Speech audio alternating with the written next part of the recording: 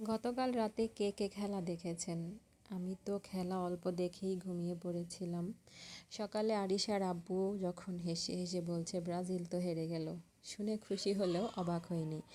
তবে অবাক হয়েছি আমির খানের ৬১ বছর বয়সে তৃতীয় বিয়ের খবর শুনে, তাও আবার সব সন্তানদের সাথে নিয়ে বিয়ের পিঁড়িতে বসে মিস্টার পারফেকশনিস্ট যখন হাসতে হাসতে সাইন করছিল, ভাবছি ওদের লাইফটা কতই অদ্ভুত।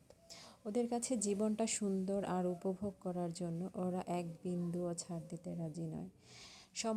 কোনো সম্পর্কই যেন ওদের লাইফে সুখের ব্যাঘাত ঘটাতে কোনো ম্যাটারই করে না।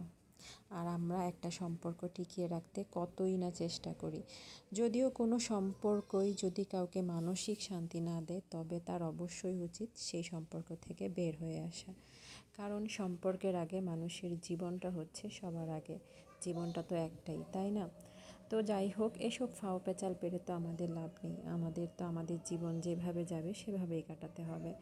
তো সকালবেলা নাস্তা শেষ করে এখন ঘর দুয়ার পরিষ্কার করে তো রান্নাবান্না বসাতে হবে। আজকে ওয়েদারটা কিন্তু বেশ চমৎকার। এই ওয়েদারে কিন্তু মানে খিচুড়ি না হলে চলেই না। তবে আজকে আমি খিচুড়ি করব না, কারণ খিচুড়ি সবসময় বাচ্চারা খেতে চায় না। তো যাই হোক, সব ঘর দুয়ার পরিষ্কার করে এখন ঘরটা মুছে নিচ্ছি।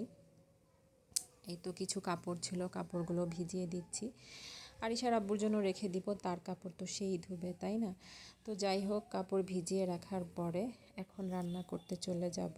তো রান্নার আগে ঘরের কাপড় চোপড় সব ভাঁজ করে ড্রয়ারে রেখে দিচ্ছি। কারণ বাচ্চাদের যত কাপড়ই বের করে বাইরে থাকে, তারা চায় সবগুলো মানে দিনে মনে হয় 4-5টা ড্রেস তারা চেঞ্জ করবে, তাই যত পারি কাপড়গুলি লুকিয়ে রাখার চেষ্টা করি।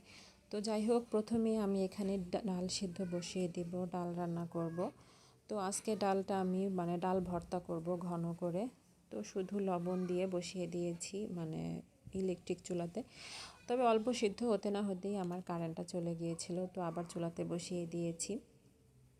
এখন একটু অল্প হলুদ দিয়ে পেঁয়াজ আর কাঁচামরিচ দিয়ে দিয়েছি, জাস্ট সিদ্ধ হবে। তারপর নামানোর আগে অল্প একটু সরিষার তেল দিয়ে ঢেকে দিব। এভাবে কিন্তু ডাল ভর্তা খেতে দারুণ লাগে। আপনারা কে কীভাবে খান জানি না, তবে এইভাবে একবার ডাল ভর্তা খেয়ে দেখবেন। তো এখানে মুরগির মাংস রান্না করব আজকে, একদম ছোট ছোট পেঁপে আর আলু কুচি করে। পেঁপে দিয়ে মুরগির মাংস খেতে আমার দারুণ লাগে। তো মাংসের চাইতে মনে হচ্ছে পেঁপেই বেশি দিয়েছি। তো পেঁপে আলু দিয়ে ভালো করে কষিয়ে ঝোল দিয়ে দিয়েছি। এই তো আমার ভাত রান্নাও হয়ে গিয়েছে। আর এই তো আমার পেঁপে দিয়ে মুরগির ঝোলটাও রেডি। তো যাই হোক, রান্না বান্না শেষ। এখন তো বেসিনটা পরিষ্কার করে নিচ্ছি, তারপর বাচ্চাদেরকে নিয়ে গোসলটা সেরে নিব। তো সবাই ভালো থাকবেন। আমার ভিডিওটা ভালো লাগলে অবশ্যই